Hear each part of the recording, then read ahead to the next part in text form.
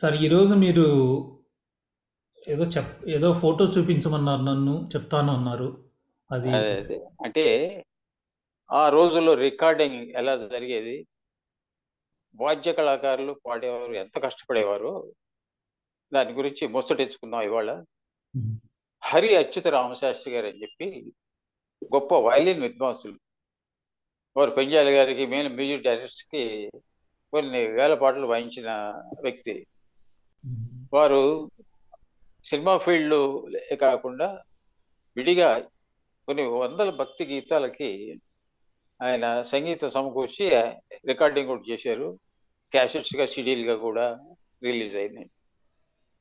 వీరు ఎక్కువ పెంజాల గారి దగ్గర వయలినిస్ట్ గా పనిచేస్తుండేవారు.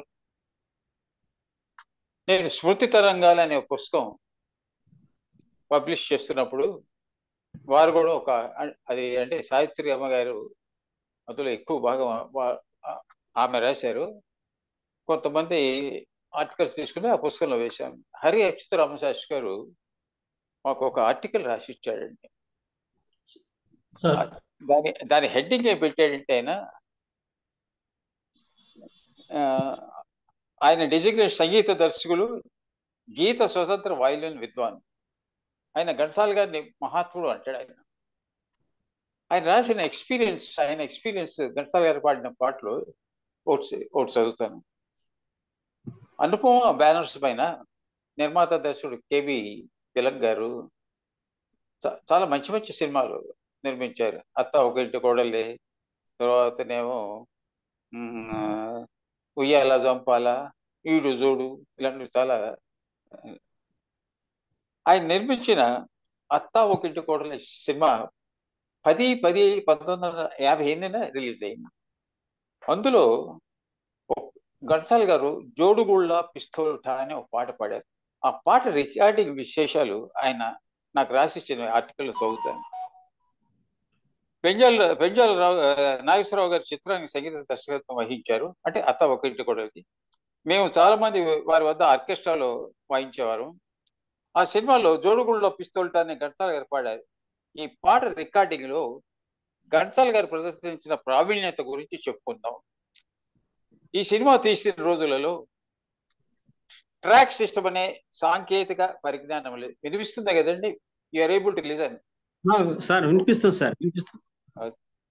ట్రాక్ సిస్టమ్ అనే ఆధునిక సాంకేతిక పరిజ్ఞానం లేదు.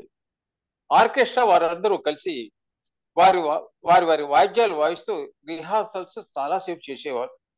ఆ తర్వాత పాడేవారు ఆర్కెస్ట్రాతో కలిసి పాటను ప్రాక్టీస్ చేసేవారు. సౌండ్ ఇంజనీర్ గారు వాద్యాల నాదమును బ్యాలెన్సింగ్ చేసిన తర్వాత అప్పుడు అసలు రికార్డింగ్ ప్రారంభం అయ్యేది. అలా పాడేవారు ఆర్కెస్ట్రా వారు కలిసి ఆ పాట ఏ తప్పులు లేకుండా తృప్తిగా వచ్చే వరకు కొన్ని గంటల సేపు వాయిస్తూ ఉండాలి, పాడుతూ ఉండాలి. పాట స్వభావాన్ని బట్టి పాట రికార్డ్ అవటానికి చాలా గంటలు పట్టేది. అది ఆనాటి పరిస్థితి. ఈ జోడుగుళ్ళు పిస్తోలు అనే పాట రికార్డింగ్ మధ్యాహ్నం 2 గంటలకు ప్రారంభమైంది. సాయంత్రం 7 గంటల సమయానికి ఘంటసాల గారితో కలిసి రిహార్సల్స్ చేసే స్థితికి వచ్చింది. అంటే అంతవరకు వాళ్ళు వాయిద్య కళాకారులు వాయిస్తున్నారు అనమాట. బర్నీ స్టూడియో కోటేశ్వరరావు గారు అనే మహానుభావులు, is very famous recording specialist అనే మహానుభావులు రికార్డింగ్ మొదలు పెట్టారు. అన్ని సమతూకంలో ఒకే ట్రాక్ లో రికార్డ్ చేసే రోజులని చెప్పాను కదా. దర్శకులు, సంగీత దర్శకులు, ఆర్కెస్ట్రా వరము, సౌండ్ ఇంజనీర్ గారు అందరూ ఈ పాట తృప్తిగా పూర్తి అవడానికి అమ్మో ఎంతసేపు అవుదాం అని చెప్పి నిర్ధారణ చేసుకున్నాం. తాగిన మైకంలో పాడే పాట ఇది. సంగీతం, భావం, ఎఫెక్ట్స్ అన్ని వారి సరైన మోతాదులో రావాలి. ఇట్టి పరిస్థితుల్లో అదేమి చిత్రం ఘంటసాల గారు రికార్డింగ్ ప్రారంభించిన తర్వాత మొట్టమొదటి టేక్ లోనే పాటకు పూర్తి న్యాయం చేకూర్చి అందరికీ మహా ఆశ్చర్యం కలిగించి నమ్మశక్యంగానే వారి ప్రతిభను చాటారు. పాట రికార్డింగ్ రాత్రి 8 గంటలకే పూర్తయింది. ఇవ్వండి ఆ రోజులో రికార్డింగ్ ఎంత కష్టపడే వాళ్ళు చూశారు కదా. కొన్ని గంటల సేపు అలా ప్రాక్టీస్ చేస్తున్నాం. ఈ పాటను ఇప్పుడు మన శ్రీను గారు వినిపిస్తారు. సార్ సార్ ఇది పాశ్చాత్య బాణీలో ఉండే పాట కూడా. Can do, nobody else can do. అందులో ఇది రాక్ అండ్ రోల్ స్టైల్, పాశ్చాత్య బాణి. అవును. ఆ తాగిన మైకం, ఆ ఎఫెక్ట్ కూడా రావాలి. చాలా కష్టం అండి. సింగిల్ టేక్ లో ఆయన పడేశారంటే ఎంత ఆశ్చర్యం. అవును. అసలు కేపీ తిలక్ గారు అయితే పోయి కావలించుకున్నారు. అసలు అందరూ ఎంత టైం పడుతున్నారు అనుకుంటే ఒకే ఒక టేక్ లో పడేశారు. అది ఘంటసాల గారి ప్రతిభ. కానీ సింగిల్ టేక్ లో పాడటం అనేది చాలా గ్రేట్ అది. అలాగే అలాగే ఉమ్. సుడిగాలిలో దీపం అనే పాట ఉంది కదండి. సార్ శంకర్ గారు జీవితం శంకర్ గారు ఇంటర్వ్యూలో ఏం చెప్పారంటే, శంకర్ జగేష్ అప్పుడు శంకర్ జగేష్ విడిపోయారు కదా, ఘంటసాల గారు ఆ పాట ఒకే ఒక టేక్ లో డైరెక్ట్ గా వచ్చేసి పర్ఫెక్ట్ గా పాడి, శంకరే గారట వాళ్ళ ఆర్కెస్ట్రా వాళ్ళందరూ ఆశ్చర్యపోయారు. ఎందుకంటే గొప్ప గొప్ప గాయకులు రఫీ, లతా గారు కూడా కొన్ని రిహార్సల్స్ తీసుకుంటారు. ఈయన ఏం లేదు, డైరెక్ట్ గా పాడేస్తారు అని అంటారు. That is the greatness of Ghantasala అని అంటారు. Sir thank you sir. Okay okay. Makeup ఎక్స్ప్రెషనే కాదు సార్, యాక్చువల్గా దాంట్లో ఒక సందేశాత్మకమైన పాట కూడా. అవునండి,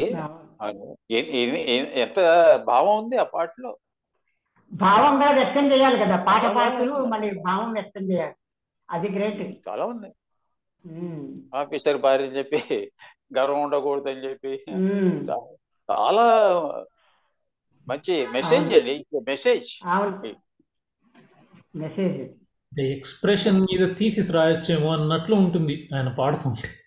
ఒక పాట అంతే, అంత ఒక ఎంఎస్సి థీసిస్, ఎంఏ థీసిస్ రాయొచ్చేమో అనిపిస్తుంది అనమాట. అలా ఉంటుంది ఆయన ప్రతి పాట కూడా. ఏదో అది అరటిపండు తీసి వచ్చినట్టు ఉంటుంది ఆ పాట, అలా ఉంటుంది. అవును, నిజంగా సార్లు ఎంతో మంది అంటూ కూడా ఉంటారు, యాక్చువల్ సారీ జస్ట్ ఘంటసాల గారి పాటలు విని సంగీతం నేర్చుకోవచ్చు అన్నట్లు అంటూ ఉంటారు.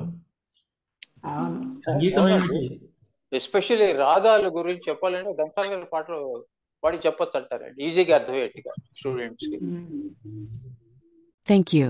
Please like, share and subscribe.